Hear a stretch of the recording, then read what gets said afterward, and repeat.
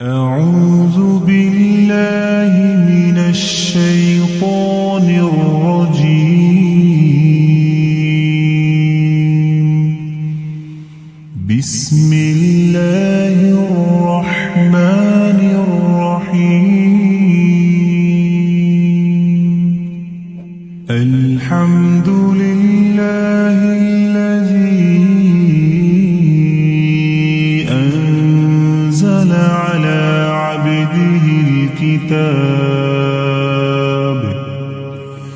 على عبده الكتاب ولم يجعل له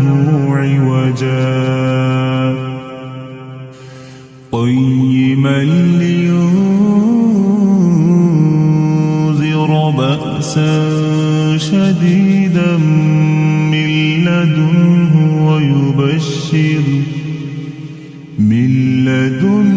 ويبشر المؤمنين الذين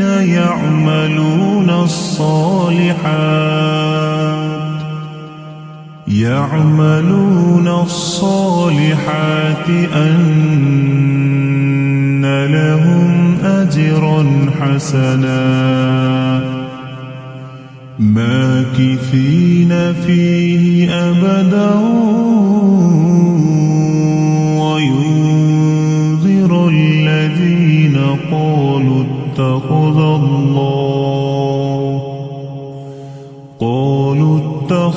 الله ولدا ما لهم به من علم ولا لآبائهم كبرت كلمة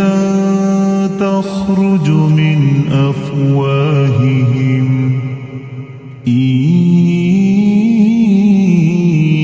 يقولون إلا كذبا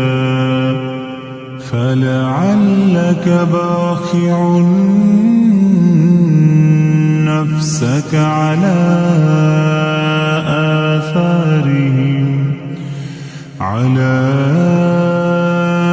آثارهم إن لم يؤمنوا بهذا الحديث أسفا إنا جعلنا ما على الأرض زينة لها لنبلوهم أيهم أحسن عملا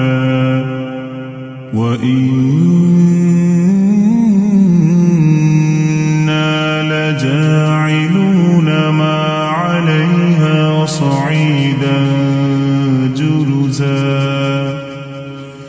أم حسبت أن أصحاب الكهف والرقيم كانوا من آياتنا عجبا إذ أوى الفتية إلى الكهف فقالوا ربنا آتنا من لدنك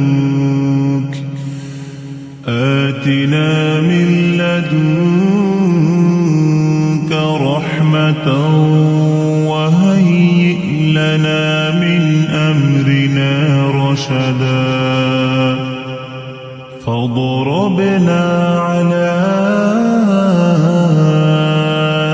آذانهم في الكهف سنين عددا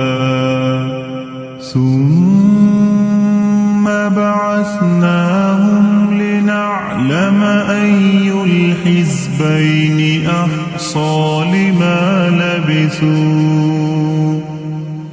أحصى لما لبثوا أمدا نحن نقص عليك نبأهم بالحق إنهم فتية آمنوا بربهم وزدناهم هدى وربطنا على قلوبهم إذ قاموا فقالوا ربنا رب السماوات والأرض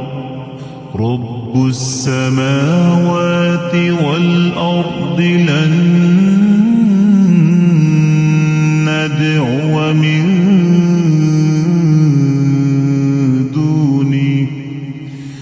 دونه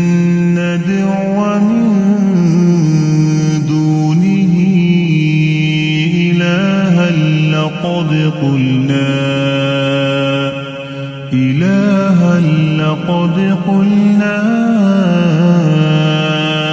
إذا شططا هؤلاء قومنا اتخذوا من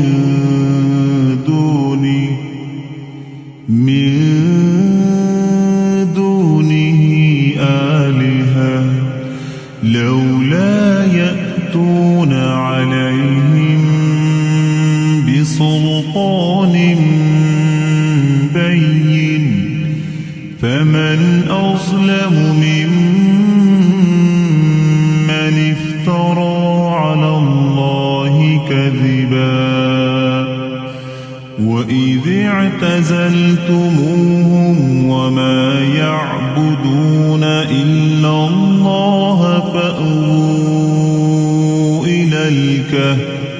فأووا إلى الكهف ينشر لكم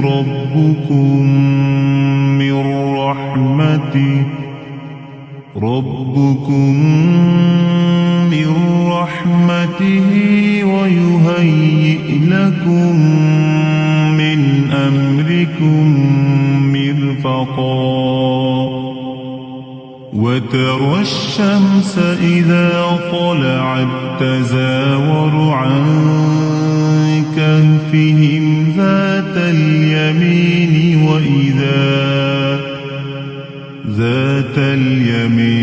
وإذا غربت تقرضهم ذات الشمال وهم في فجوة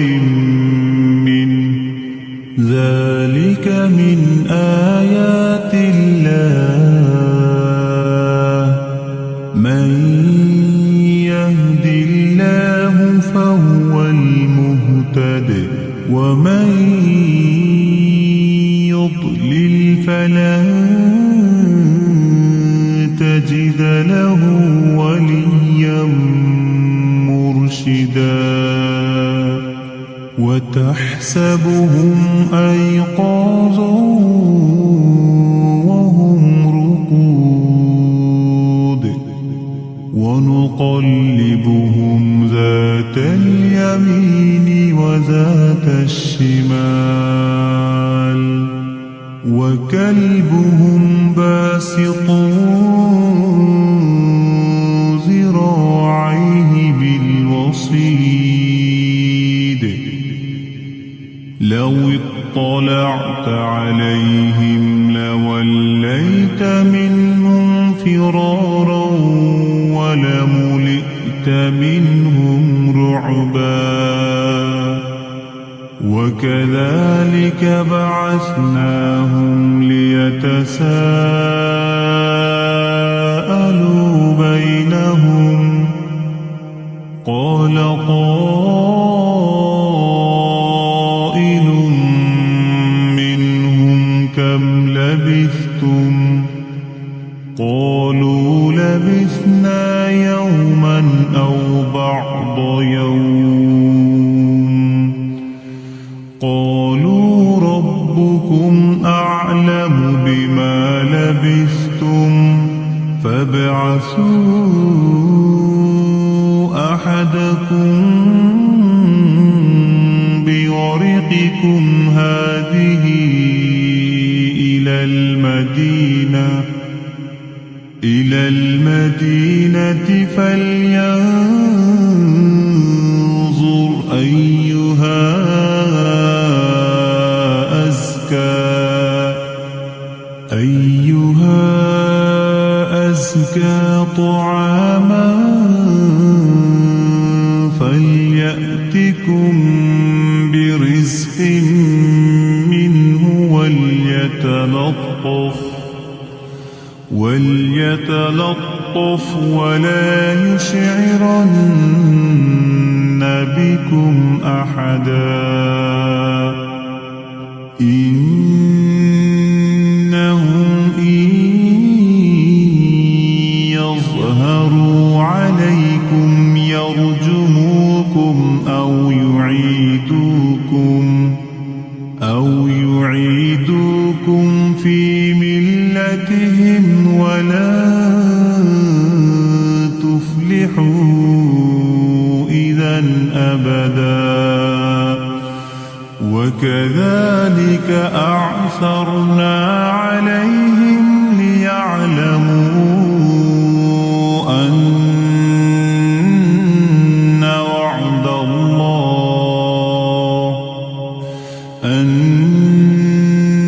وعد الله حق وأن الساعة لا ريب فيها إذ يتنازعون بينهم أمرهم فقالوا ابنوا عليهم بنيانا ربهم أعلم بهم قال الذين غلبوا على أمرهم لنتخذن عليهم مسجدا سيقولون ثلاثة رابعهم كلبهم ويقولون خمسة سادسهم كلبهم رجما بالغيب ويقولون سبعة وثامنهم كلبهم قل ربي أعلم بعدتهم ما يعلمهم إلا قليل فلا تمار فيهم إلا مراء ظاهرا ولا تستفت فيهم منهم أحدا ولا تقولن لشيء إني فاعل ذلك غدا إلا أن يشاء الله واذكر ربك إذا نسيت وقل عسى أن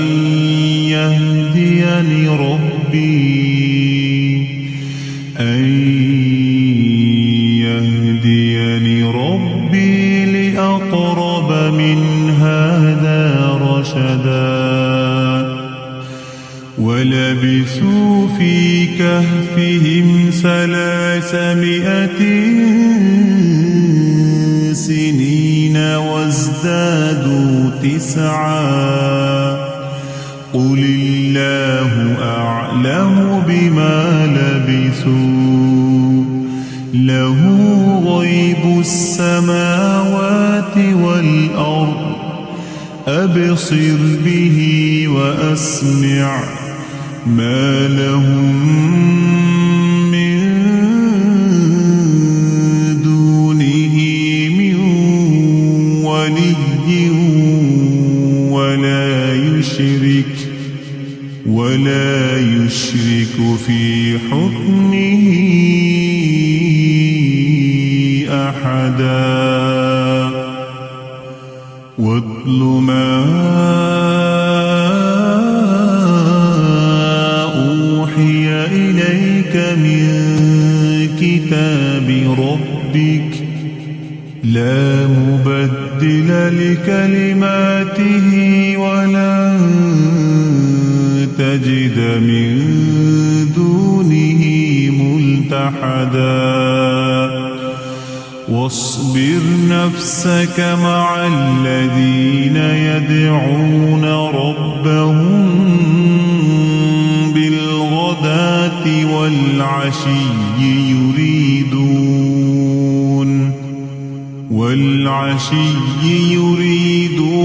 وجهه ولا تعد عيناك عنهم تريد زينة الحياة الدنيا ولا تطع من أغفلنا قلبه عن ذكرنا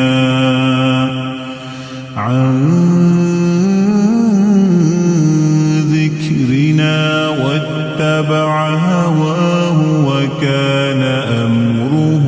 فرطا وقل الحق من ربكم فمن شاء فليؤمن ومن شاء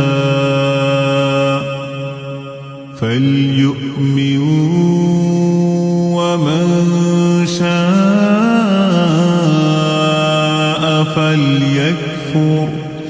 إنا أعتدنا للظالمين نارا أحاط بهم سرادقها وإن يستغيثوا يغاثوا بماء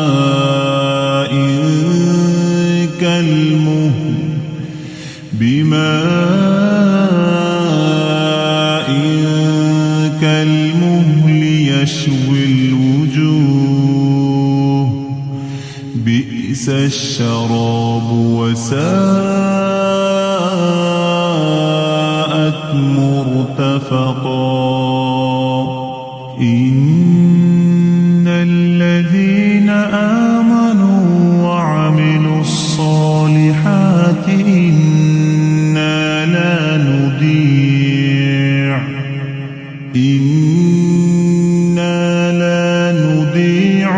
أجر من أحسن عملا أولئك لهم جنات عدن تجري من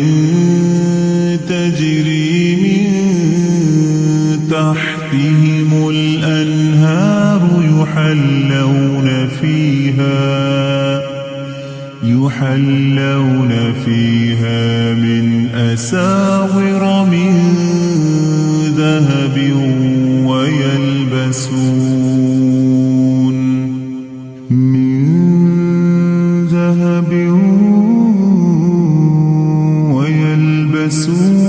ثيابا خضرا من سندس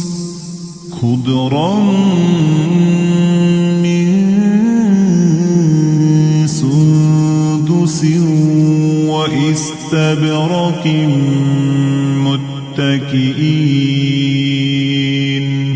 متكئين فيها على الأرائك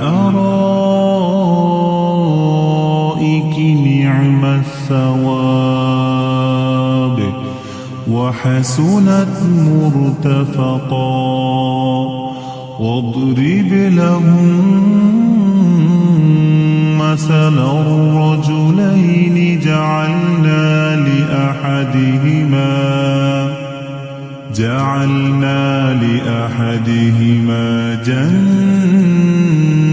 جنتين من أعناب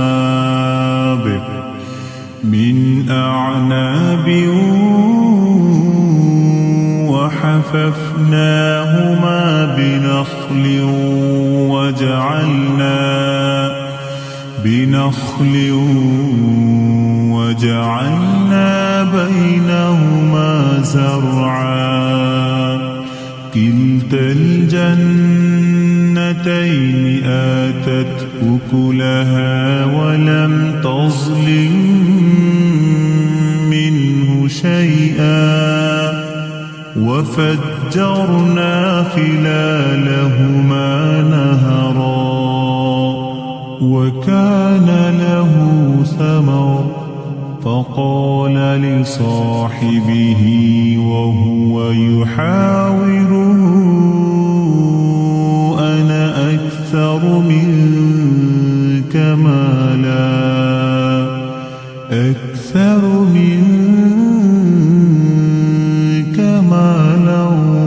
وأعز نفرا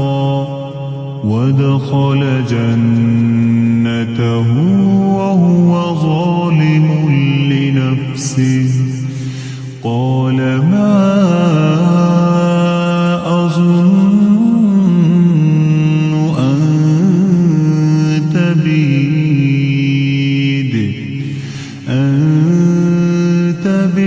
هذه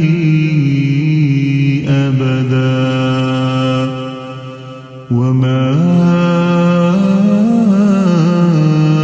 أظن الساعة قائمة ولئن رددت إلى ربي لأجدن خيرا منها منقلبا قال له صاحبه وهو يحاوره أكفرت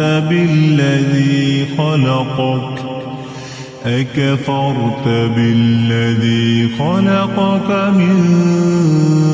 تراب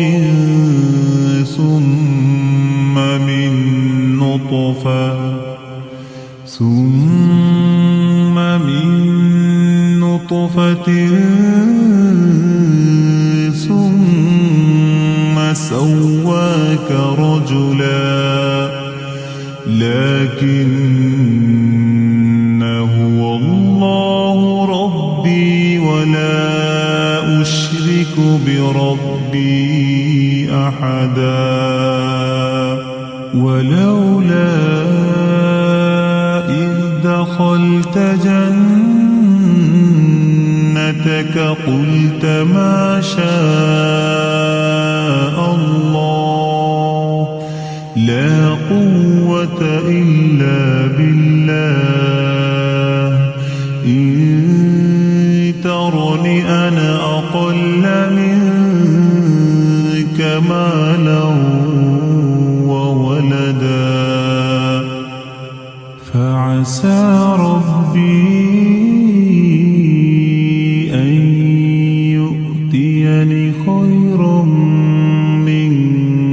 جنتك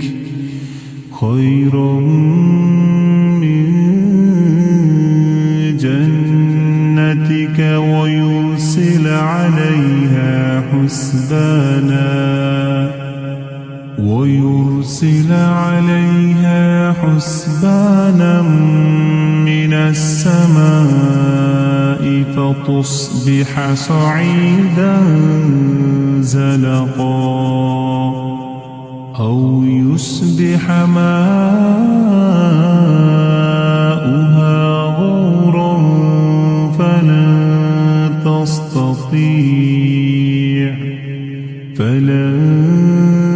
تستطيع له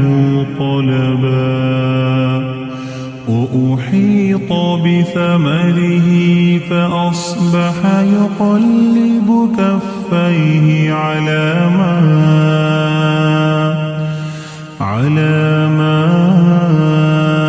أنفق فيها وهي خاوية على عروشها ويقول يا ليتني لم أشرك بربي أحدا ولم تكن له فئة ينصرونه من دون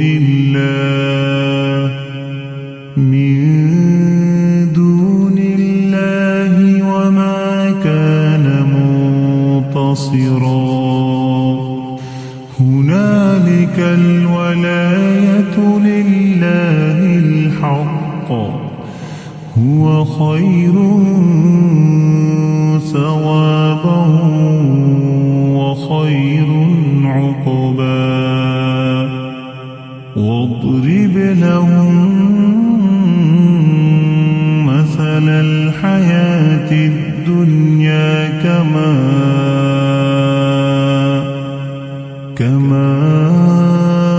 إن أنزلناه من السماء فاختلط به نبات الأرض فأصبح هشيما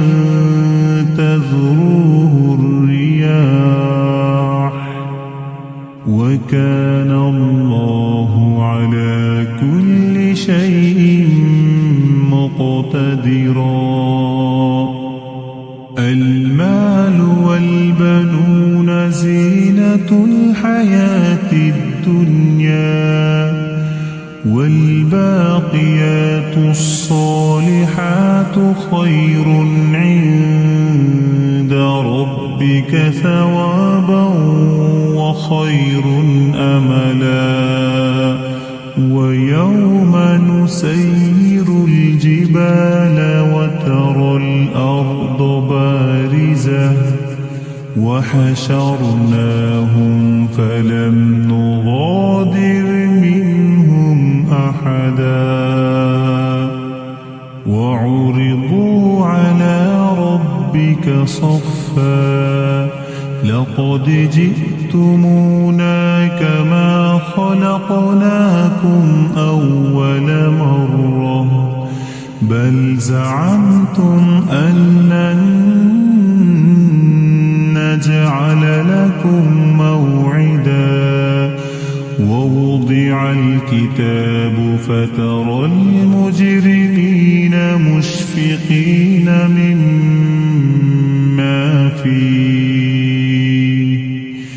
مما فيه ويقولون يا ويلتنا ما لهذا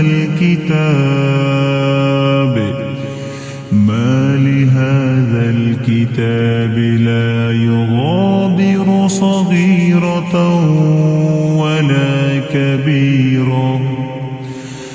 ولا كبيرة إلا أحصاها ووجدوا ما عملوا حاضرا ولا يظلم ربك أحدا وإذ قلنا للملائكة اسجدوا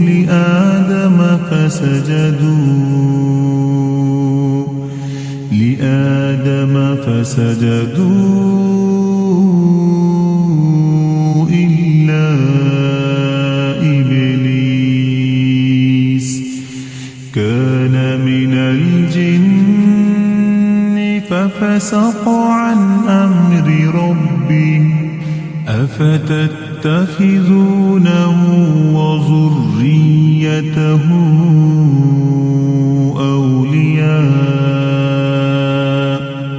أولياء من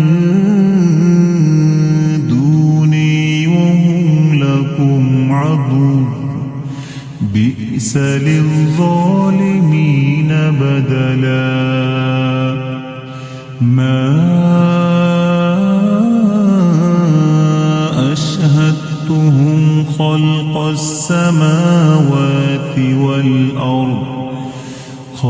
السماوات والأرض ولا خلق أنفسهم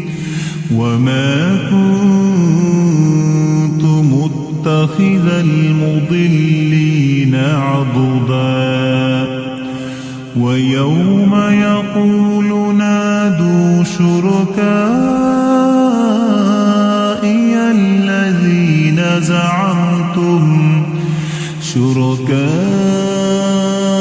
الذين زعمتم فدعوهم فلم يستجيبوا لهم وجعلنا بينهم موبقا ورأى المجرمون النار فظنوا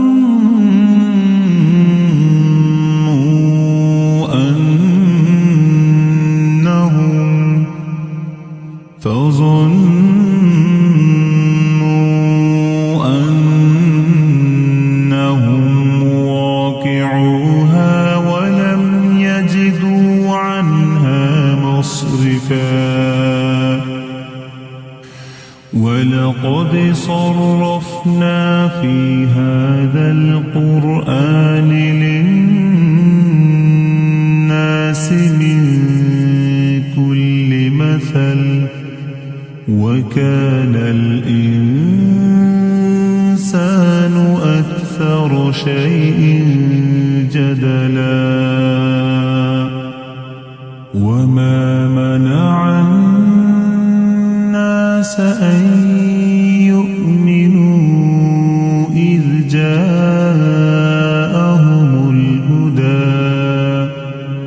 إذ جاءهم الهدى ويستغفروا ربهم إلا أن تأتيهم سنة الأولين أو يأتيهم العذاب قبلا وما نرسل المرسلين إلا مبشرين ومنذرين ويجادل الذين كفروا بالباطل ليدحضوا به الحق واتخذوا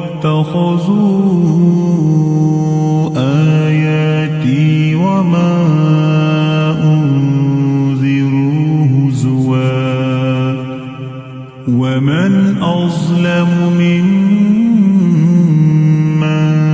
ذكر بآيات ربه فأعرض عنها ونسي ما قدمت يداه إنا جعلنا على قلوبهم أكنة أن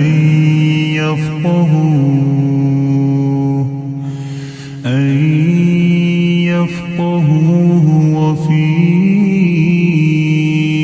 آذانهم وقرا وإن تدعهم إلى الهدى فلن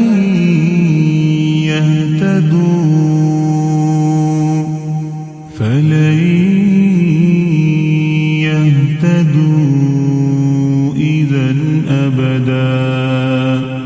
وربك الغفور ذو الرحمة لو يؤاخذهم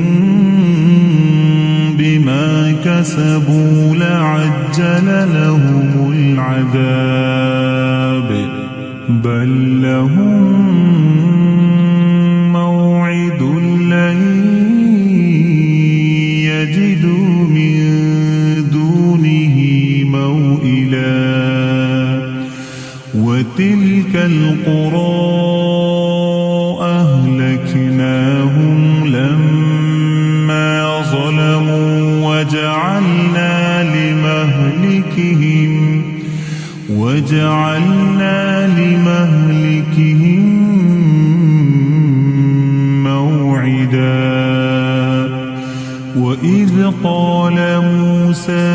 لفتاه لا أبرح حتى أبلغ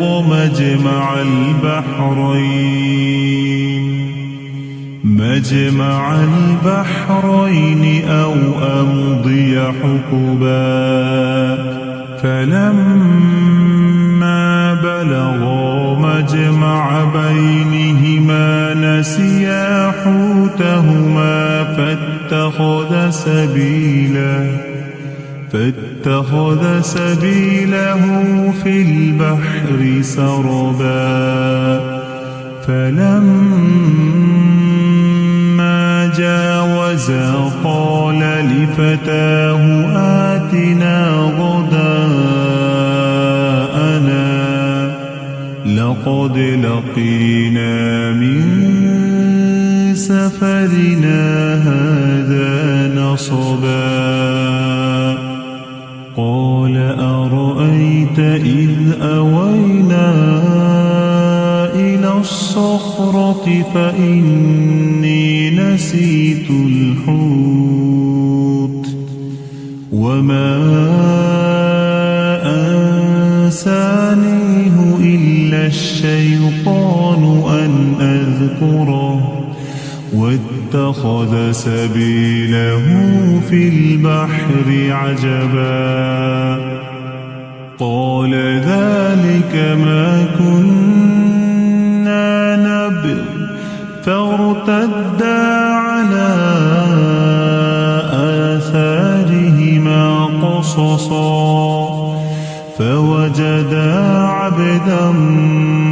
من عبادنا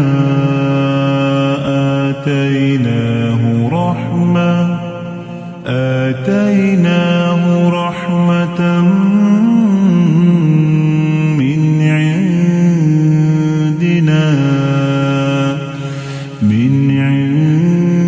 عندنا وعلمناه من لدنا علما قال له موسى هل أتبعك على أن تعلمني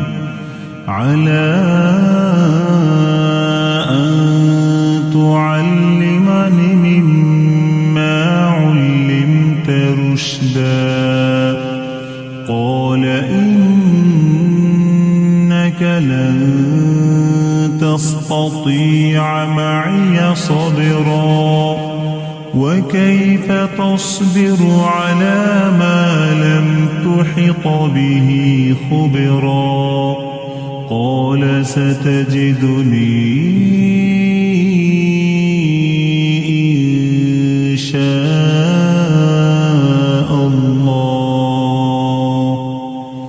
إن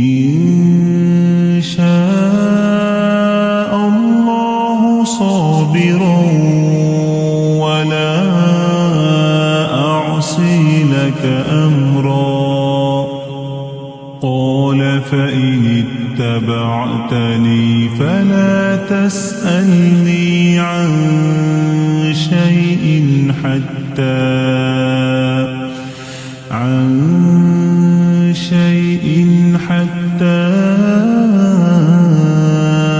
أحدث لك منه ذكرا فانطلقا حتى إذا ركبا في السفينة خرقها قال أخرقتها لتغرق أهلها لقد جئت شيئا إمرا قال ألم أقل إنك لن تستطيع معي صبرا قال لا تؤاخذني بما نسيت ولا ترهقني من أمري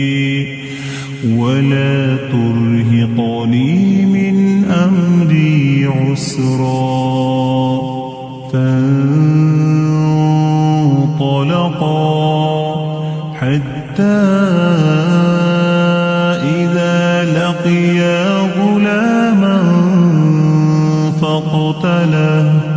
قال أقتلت نفسا زكية بغير نفس لقد جئت شيئا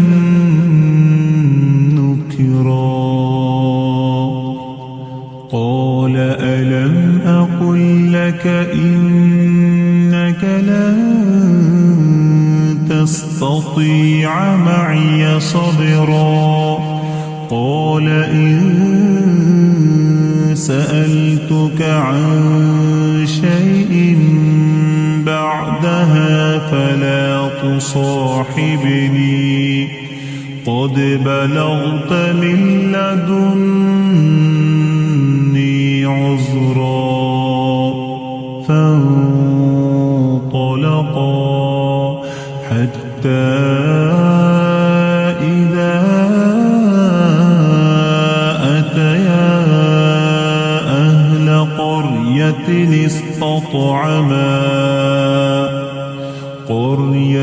استطعما أهلها فأبوا أن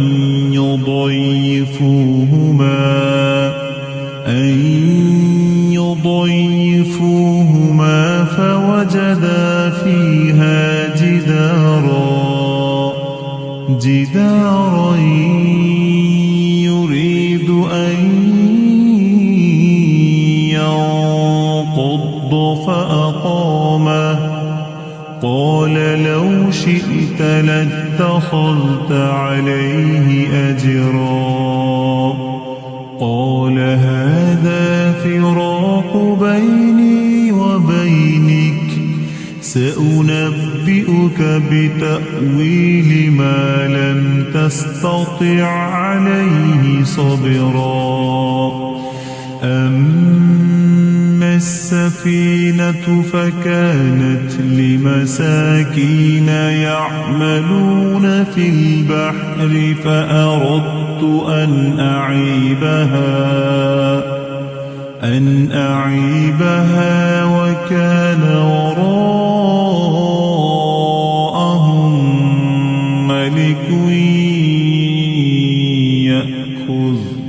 ملك يأخذ كل سفينة غصبا وأما الغلام فكان أبواه مؤمنين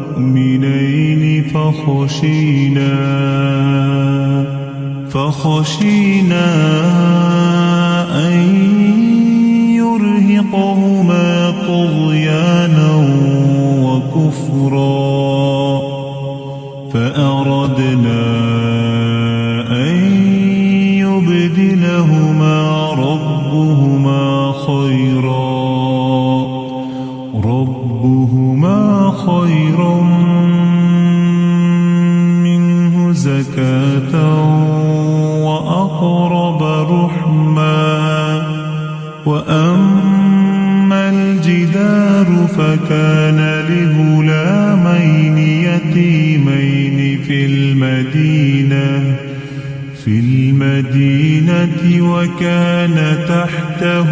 كنز لهما وكان أبوهما صالحا فأراد ربك أن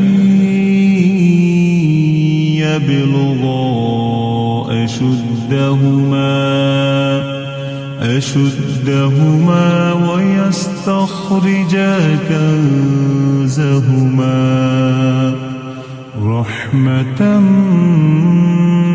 من ربك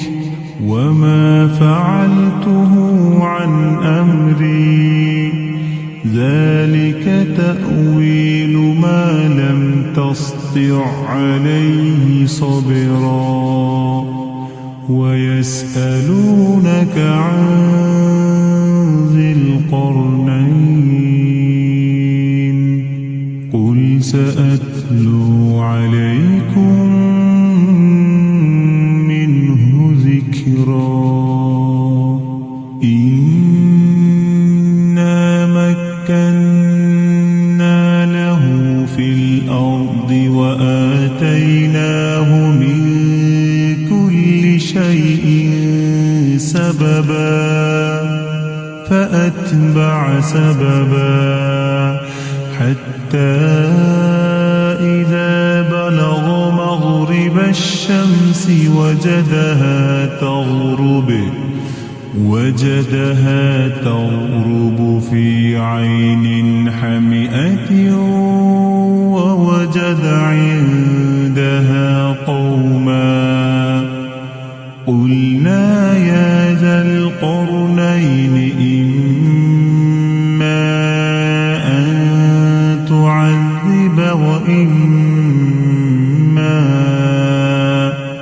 وإما أن تتخذ فيهم حسنا قال أما من ظلم فسوف نعذبه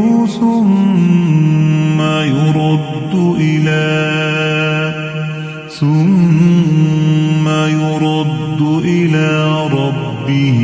فيعذبه عذابا نكرا وأما من آمن وعمل صالحا فله جزاء الحسنى وسنقول له من أمرنا يسرا ثم أتبع سببا حتى إذا بلغ مطلع الشمس وجدها تطلع على قوم لم نجعل لهم من دونها سترا كذلك وقد أحطنا بما لديه خبرا ثم أتبع سببا حتى إذا بلغ بين السدين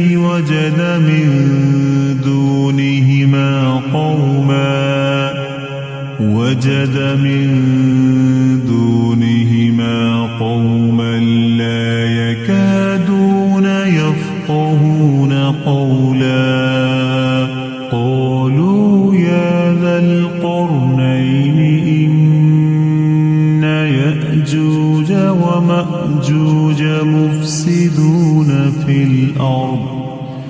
مفسدون في الأرض فهل نجعل لك خرجا على أن تجعل بيننا وبينهم سدا قال ما مكنني فيه ربي خير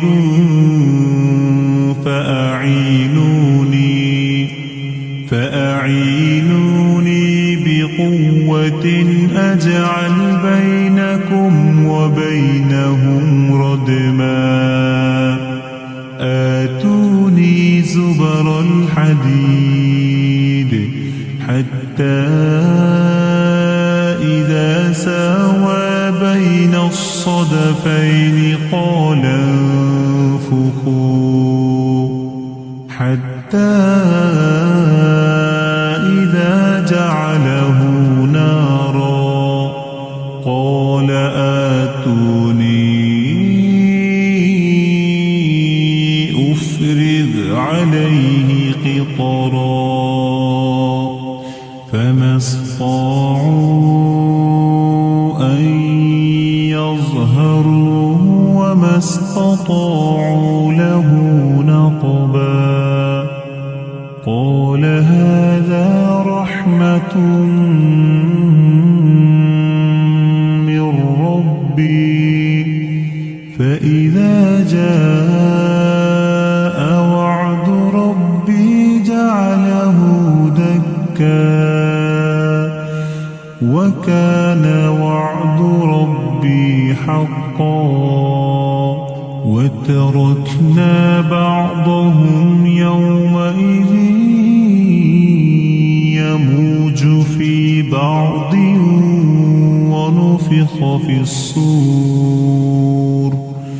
ونفخ في الصور فجمعناهم جمعا وعرضنا جهنم يومئذ للكافرين عرضا الذين كانت أعينهم في غطاء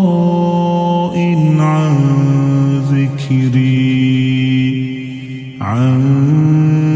ذكري وكانوا لا يستطيعون سمعا أفحسب الذين كفروا أن يتخذوا عبادي من دوني أولياء إنا أعتدنا جهنم للكافرين نزلا قل هل ننبئكم بالأخسرين أعمالا الذين ضل سعيهم في الحياة الدنيا وهم يحسبون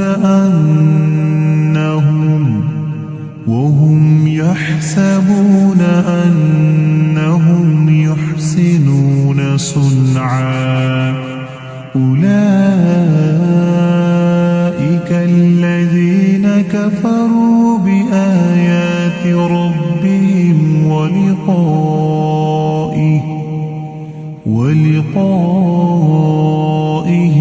فحبطت أعمالهم فلا نقيم لهم يوم القيامة وزنا ذلك جزاؤهم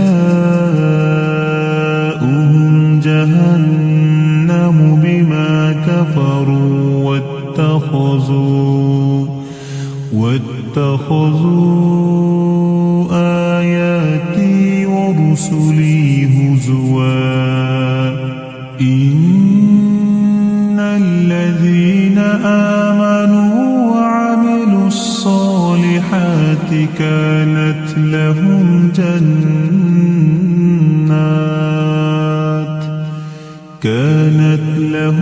جنات الفردوس نزلا خالدين فيها لا يبغون عنها حولا قل لو كان البحر مدادا لكلمات ربي لنفد البحر قبل أن تنفد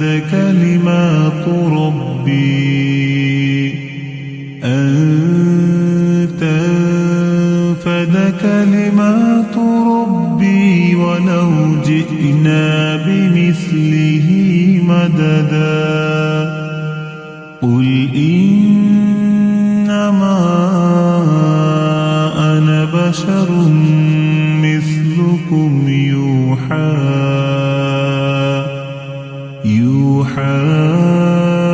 إلي أنما إلهكم إله واحد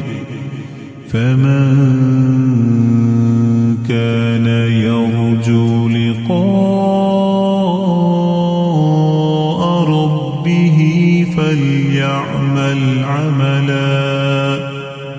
فليعمل عملا صالحا ولا يشرك بعبادة ربه أحدا.